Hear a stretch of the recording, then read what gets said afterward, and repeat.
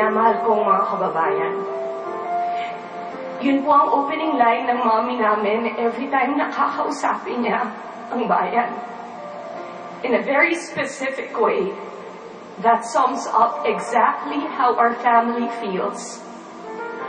What words can I use to convey to all of you the depth of our gratitude for the respect, appreciation, and love you have showered upon our mother?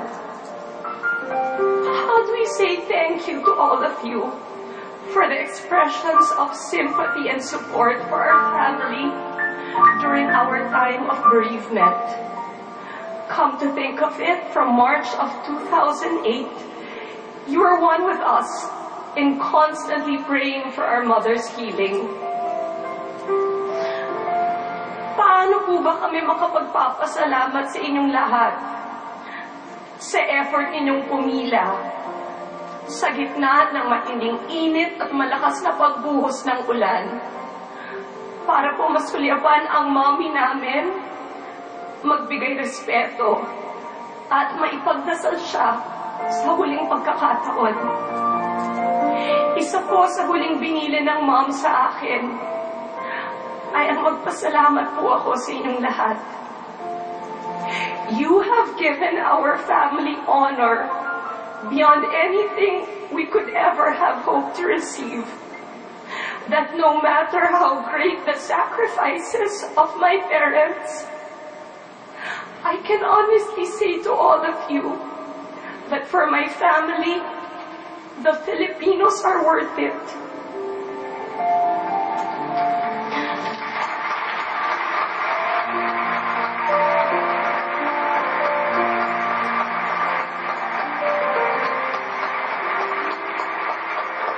Allow me please to speak in my mom's voice so that I can share with you her wishes for our country that she instilled in us by virtue of her example. Mom believed that true public service did not end when one's term of office ended. She continued selflessly working for the betterment of the lives of our countrymen. Immediately after my dad's assassination, she set up a foundation in my dad's honor to help further my dad's advocacy started when he first held elected office, of helping deserving students fulfill their dream of a college education. I continue to meet a lot of people, some a lot, some a little older than me, some a decade younger. They proudly tell me that they are Ninoy scholars. Mom believed because of her experience of having to raise us single-handedly during my dad's incarceration and after his assassination, and the importance of empowering women. In her later life, she did this through her support of microfinance programs. By giving women viable means of livelihood, masisiguro na maayos at maginhawa ang pamumuhay ng bawat pamilyang Pilipino. Dahil po binuwis ng dad namin ang buhay niya para makamit natin ang kalayaan, ang mom namin inalagaan at pinaglaban ang demokrasya natin tuwing may nakikita siyang pagmamalabis sa hawak na kapangyarihan. Para po sa kanya, kailanman hindi mo pwedeng biguin ang tiwalang ipinagkaloob sa iyo ng taong bayan. For her, silence and passivity were never options. Above everything else, she had a deep faith in God, an unwavering belief in the power of prayer, a more personal devotion and relationship with Mama Mary. She was unwavering in her faith in the innate goodness of every Filipino. While it's true that she was overwhelmed with gratitude for the prayers people were offering for her healing, she never failed to mention that we must pray for all those who are suffering from illness and other forms of pain. She would always reach out in compassion to those she felt were in distress. And she reminded us constantly that we must pray for each other. Allow me please, on a personal note from our family, Father Arevalo, nung mamatay ang dad, in Boston you were there for us. For every Christmas Eve after that, for every time we needed spiritual guidance, maraming salamat. Kay Bishop Soc Villegas,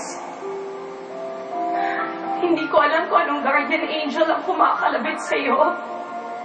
Pero sa loob ng kwarto ng mom, every time kailangan namin, nandun ka to lay your healing hands. Bishop Soc, the last time that mom shed a tear, it was because you laid your healing hands on her. For the rest of our lives, we will be indebted to you. When I was asking myself why you have come to embrace our family as your own, why you regard our mom as your own, I came to the realization it is because you see in our family the journey of your own family. You had seen in my mom all that we wish our mothers could be. Somebody who will love you, pero hindi kukonsintihin ang iyong mga pagkakamali. Isang taong parating nandyan na maaasahan, pero walang hinihinging kapalit.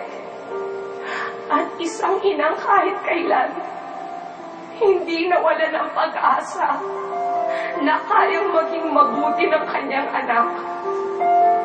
Kagaya po ng inyong mga pamilya, kami man ay nagkaroon ng maraming pagsubok. Dumaan kami sa mga panahon ng hindi pagkakaintindihan.